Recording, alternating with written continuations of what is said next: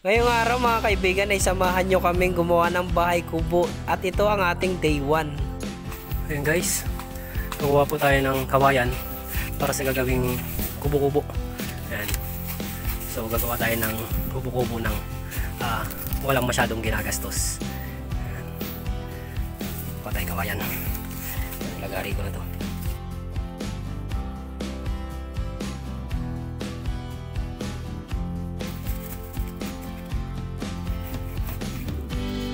Walang hilain na ito, tapos ang daming pang langgam na kumakagat.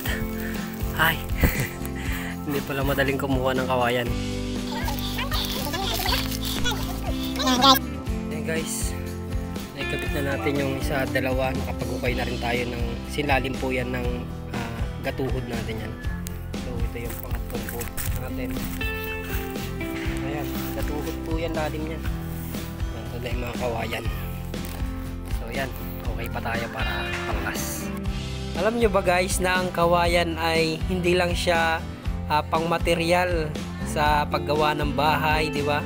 Pwede rin siyang pang ulam kagaya na lamang ng labong. Napakasarap kaya nun. Sino po dito sa atin ang nag-uulam ng labong? At ayan, patapos na tong hinuhukay ko. Ayun na. Muna na labis na, sakto lang. May isama guys. Then, nakikabit na. And then nalagyan na ng dalawang kawayan sa taas. Then may isang bubong na nilagay. Wala pang pako. Kakabitan pa lang ng pako. Guys, nakabit na natin yung mga ilang bubong. Ayan na siya. Ayan po yung day 1 ng paggawa natin ng kubo-kubo. Ayan. Nakikabit na natin yung 4 na poste.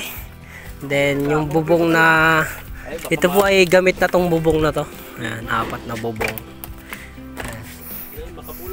Tapos naikabit na natin yung 4 na poste.